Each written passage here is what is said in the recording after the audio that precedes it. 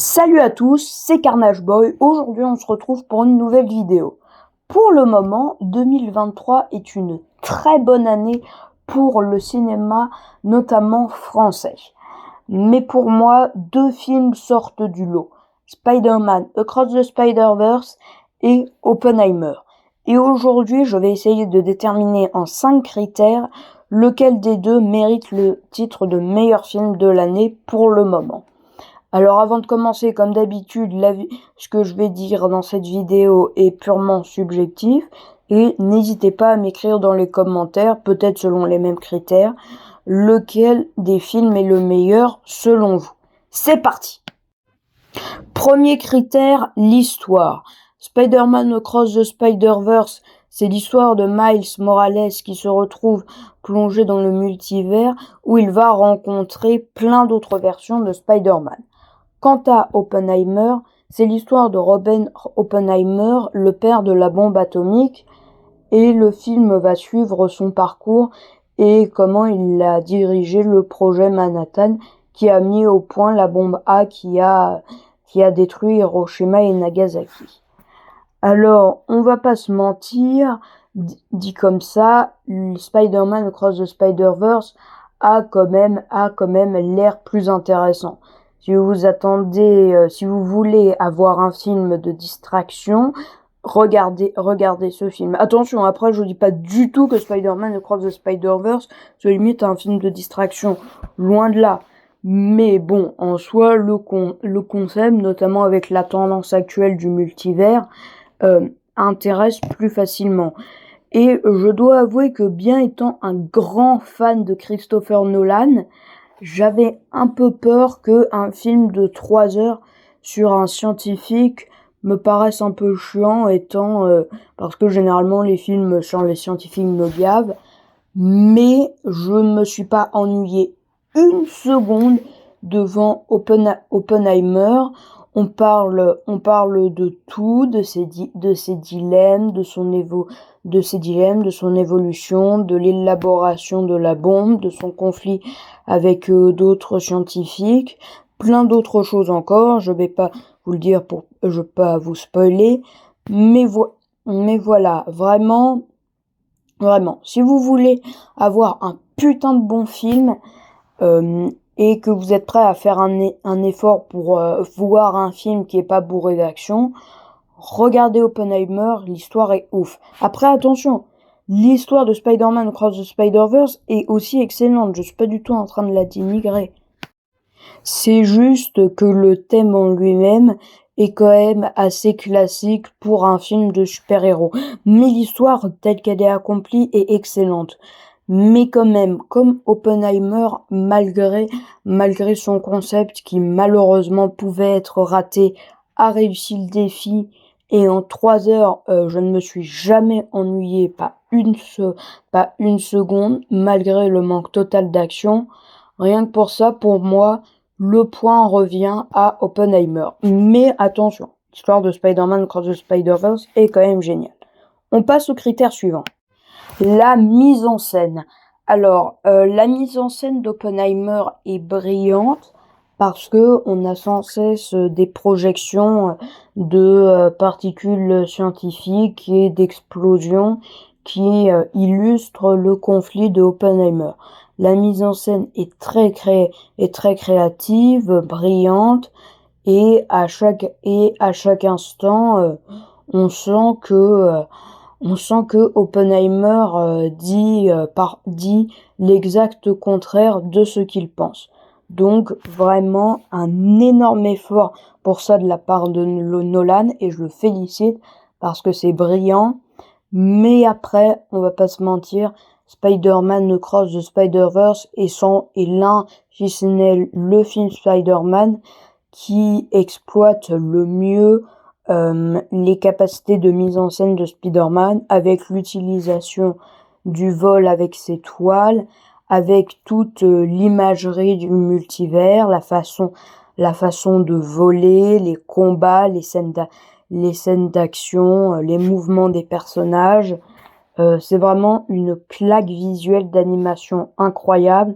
Donc pour ça, le point revient à Spider-Man Across the Spider-Verse, même si Oppenheimer a fait des efforts de ouf et que je l'acclame pour ça. C'est pas parce que Oppenheimer a échoué sur ce coup-là, c'est parce que Spider-Man Across the Spider-Verse était génial sur ce point-là, à ce point. Troisième critère, les personnages. Alors évidemment, dans les deux films, on en a des personnages. Dans Across the Spider-Verse, parce que on a des milliers de Spider-Man, et dans Oppenheimer, parce qu'on voit pratiquement tous les scientifiques et les hommes politiques qui ont participé au projet Manhattan. Alors, dans Oppenheimer, je vais pas vous mentir, les personnages sont excellents. Les personnages sont excellents. Ils sont tous très intéressants. Ils nous surprennent. Mention spéciale à Lewis Strauss, interprété par Robert Downey Jr. Je vous avoue que c'est mon personnage préféré. Je peux pas vraiment vous dire pourquoi, parce que ça vous spoilerait, mais je trouve que c'est l'un des personnages les plus aboutis du film.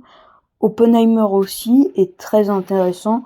On ne sait jamais si c'est un scientifique de roi ou si c'est une sorte de mégalomane qui se prend pour Dieu pour avoir créé une bombe atomique. Mais voilà, les personnages dans Oppenheimer sont excellents. Rien que pour ça, vraiment, regardez le film, vous serez époustouflés comme moi. Mais dans Spider-Man Across the Spider-Verse, les personnages sont quand même un tout petit peu plus aboutis. On retrouve Miles, Gwen et Peter toujours aussi réussis, mais on nous introduit de nouveaux personnages que j'adore. On introduit Miguel O'Hara. Franchement, je pourrais faire une vidéo d'1 heure pour expliquer à quel point ce personnage est parfait et à quel point ce n'est pas un méchant. C'est vraiment un personnage génialissime. Rien que pour lui, le film mérite qu'on le regarde. Hobbs, là, le punk, qui est pour moi une très bonne pastiche des punks qui se prétendent anarchistes alors qu'ils le sont pas du tout. Il m'amusait beaucoup, il était attachant, c'était bien. Et je sais plus si c'est le fils ou la fille, je crois que c'est la fille de Peter et Mary Jane. Aussi un personnage que j'adore, juste parce qu'elle est adorable, c'est tout. Donc le point revient à Spider-Man Across the Spider-Verse. Mais les personnages d'Oppenheimer sont quand même excellents. Ensuite, critère suivant, la thématique. Alors, c'est pas vraiment un spoil parce qu'on voit ça rien que dans la bande-annonce. Spider-Man Across the Spider-Verse, sa thématique c'est sauver une vie ou en sauver 1000. Et Oppenheimer, c'est construire une bombe pendant la Seconde Guerre mondiale. Est-ce que c'était l'acte désagréable qui était nécessaire pour mettre fin aux nazis, ou est-ce que c'était un acte horrible? Alors, Spider-Man Across the Spider-Verse reprend le dilemme du tramway, qui est un dilemme qui, on va pas se mentir, a été beaucoup utilisé dans les films de super-héros. Est-ce que tu vas sauver un proche ou est-ce que tu vas sauver plein d'innocents? Mais la façon dont le film le fait est juste brillant. Il nous surprend à chaque minute. Toutes les façons dont les personnages interprètent ce dilemme sont excellentes. La façon dont Miles l'interprète est très compréhensible. La façon de Miguel est juste fascinante et mériterait un livre pour analyser tout son personnage. Encore une fois, pour moi, c'est le meilleur personnage du film. Voilà, donc c'est une thématique classique, mais elle est extrêmement bien exploitée. Mais après, quand même, Oppenheimer, pendant tout le film, il te demande, réfléchis. Est-ce que pour toi c'était un mal nécessaire, ou est-ce que en fait c'était juste une saloperie qui se vendait sur un beau plateau? Et c'est brillant pendant tout le film. Tu te dis, pendant tout le film, ça passe de mais en fait, il a raison, c'était nécessaire. Ah, mais c'est un connard, hein. Mais c'est un connard, en fait. Ah, mais en même temps, il a pas tort. Ah, il a pas tort. Ah, mais en même temps, c'était un peu pour sa pomme. C'est vraiment incroyable. On change tout le temps d'opinion sur le personnage et le message, et le questionnement du film n'est jamais prétentieux et il invite vraiment le spectateur à se faire sa propre réflexion là-dessus. Alors, pour cette thématique brillante, le point revient quand même à Oppenheimer. Ensuite, dernier critère, le message. Alors, j'ai dit que cette vidéo sera sans spoiler, donc je ne vous dirai pas quel est le message de fin des deux films. Enfin, je vais en parler, mais je m'arrangerai pour que ce soit sans spoiler. Donc, Spider-Man Across the Spider-Verse, en soi, son message est pas vraiment complet. C'est un message très intéressant, mais c'est juste que c'est surtout le début d'un message. Parce que comme tu sais qu'il va y avoir un troisième film, tu sais que ce sera dans ce troisième film que le message sortira vraiment. Là, c'est juste l'introduction, je trouve, à ce message. C'est déjà très intéressant, mais voilà, ça aboutit pas vraiment. Là où Oppenheimer, tu sais bien qu'il n'y aura pas de 2. Et pour le message, c'est juste génialissime parce que pratiquement à aucun moment Christopher Nolan ne juge et te dit regarde ce personnage, on va te dire tu dois penser que c'est un connard. Enfin, il y a certains ils sont faits pour être des connards, mais voilà, il nous dit vraiment pour toi. Est-ce que au fond ce serait pas eux qui auraient raison? Est-ce que toi tu veux vraiment te mettre de ce côté là, ou est-ce que tu te rends compte qu'en fait tu te mets de ce côté uniquement parce que c'est le côté dominant dans le film? Et c'est vraiment excellent. Pendant tout le film, je me demandais, mais attends, en fait qu'est-ce que je préfère entre les deux? Et même pas entre les deux, entre les trois, entre les quatre, parce qu'il y a tellement d'opinions différentes dans le film, mais toutes fascinantes. Donc voilà, c'est vraiment génialissime. Donc pour moi, ce point revient encore à Oppenheimer. Et en calculant, du coup, Oppenheimer gagnerait à 3 contre 2 pour Spider-Man Across the Spider-Verse.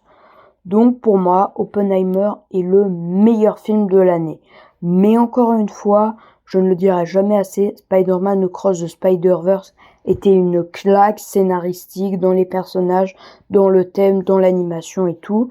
C'était une claque, un super film, et je ne le vanterai jamais assez. Mais Oppenheimer m'a juste rappelé à quel point Christopher Nolan était un nouveau génie du cinéma et à quel point sa filmographie est juste exceptionnelle. Beaucoup de gens ont commencé à douter de lui après Tenet, mais voilà, il a de nouveau prouvé au monde entier à quel point c'était un génie. On va s'arrêter là pour aujourd'hui. Encore une fois, si vous n'êtes pas d'accord, n'hésitez pas à l'écrire dans les commentaires. Débattez poliment, s'il vous plaît. Et moi, je vous dis à bientôt pour une nouvelle vidéo. Prenez soin de vous, bonnes vacances et à bientôt. Salut!